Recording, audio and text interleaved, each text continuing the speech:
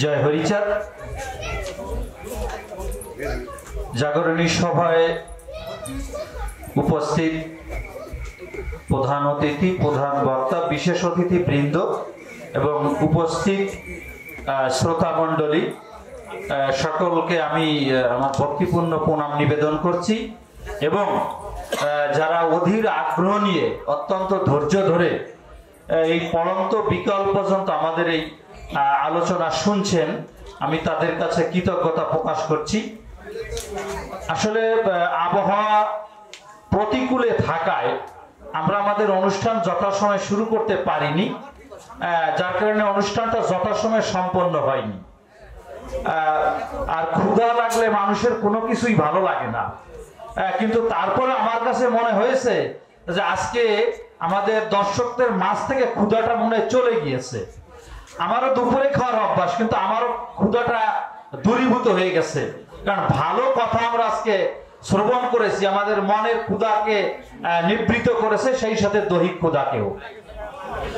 আমার কাছে একটি উপলব্ধি মনে হয়েছে যে হরিচাঁদ ঠাকুর এবং গুরুচাঁদ ঠাকুরের সময়কালে হরিচাঁদ ঠাকুরের যে দ্বাদশ পাগল ছিলেন, তারা হরিচাঁদ ঠাকুরের দর্শনকে সেই সময়ে ছড়িয়ে দিয়েছেন। আমরা যখন জাগরণ পত্রিকার পক্ষ থেকে দেশের প্রত্যন্ত অঞ্চলে যাই, তখন আসলে আমাদের ভাবনা হয় যে ঠাকুর সেই সময়ে আজ থেকে 150-200 বছর পূর্বে তার ভক্তরা কত কষ্ট করে এই দর্শনকে প্রচার করেছিল।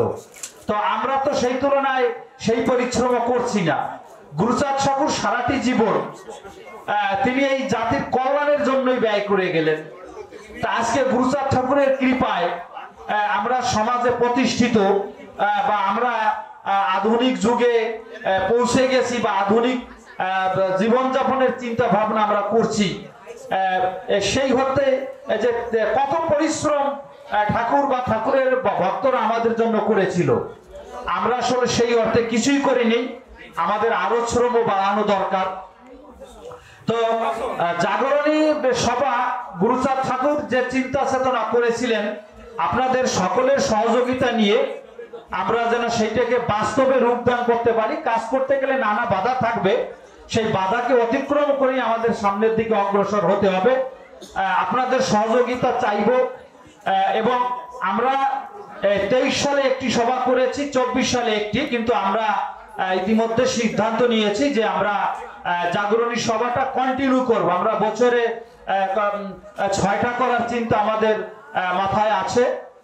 আর আমরা জাগরণী সভার পক্ষ থেকে আজকে যে বিষয়টি এখানে আলোচিত হয়েছে, এই আলোচনার পূর্বেই আমরা সংগঠনের কয়েকজন সদস্য আমরা নিজেরাই আলোচনা করে নিয়েছি যে আমরা এখানে একটি পত্রিকা বের করব। সেটা আমি আপনাদেরকে অবহিত করলাম। এবং আমাদের যে একটি ফান্ড দরকার, এটাও আমাদের এই আলোচনার পূর্বেই আমাদের মাঝে সিদ্ধান্ত হয়েছে, এবং সেই ফান্ড আমরা কিভাবে কালেক্ট করব সেটার রূপরেখা আমরা তৈরি করে ফেলেছি। এবং আজকে আপনাদের সেই সহযোগিতা আমাদেরকে আরো প্রাণবন্ত করবে। আমরা সেই ফান্ডটিও গঠন করব, এই কথা আপনাদেরকে আমি দিলাম। আমি আসলে এখানে যারা বক্তব্য রেখেছে তারা আমাদের তুলনায় অনেক বেশি জ্ঞানী। আমরা আসলে তরুণদের কাজ করার ক্ষেত্রে ভুল থাকতে পারে, তবে সমালোচনা করলে পরে সেই ভুল আমরা শুধরে নিতে পারবো। আপনারা গঠনমূলক সমালোচনা করে আমাদের ভুলগুলোকে শুধরে দিবেন, এবং আপনাদের গুরুজনের আশীর্বাদ যদি আমাদের উপরে থাকে তাহলে আমরা অনেক অসাধ্যকে সাধন করতে পারবো। এবং আমরা হরিচাঁদ ঠাকুর বা গুরুচাঁদ ঠাকুরের যে অপূর্ণ কাজগুলো ছিল, তার সবগুলো হয়তো পারবো না, তার কিছু নির্দিষ্ট কাজ যেন আমরা করতে পারি, আমরা সেই চিন্তা ভাবনা করেই আমরা সামনের দিকে অগ্রসর হব। সকলে অধীর আগ্রহ নিয়ে আজকের প্রায় সন্ধ্যা আগত হয়ে গেছে, এই অনুষ্ঠানে যোগদান করার জন্য আমি সকলকে আবারও আমার অন্তঃস্থল থেকে কৃতজ্ঞতা প্রকাশ করছি। এবং আজকে যে বাড়িতে অনুষ্ঠান হলো সেই বাড়ি একটি মতুয়া বাড়ি, সেই পরিবারের সার্বিক মঙ্গল কামনা করি। এবং আমি একটি জিনিস বলতে চাই যে আমরা কোনো মতবাদকে ঘৃণা না করে আমি নিজে মতু হওয়ার চেষ্টা করি।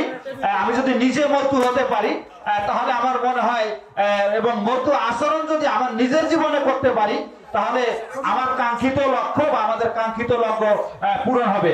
সকলকে ধন্যবাদ জানিয়ে আমি আমার বক্তব্য শেষ করছি এবং অনুষ্ঠানের সমাপ্তি ঘোষণা করছি। জয় হরিচাঁদ, জয় গুরুচাঁদ।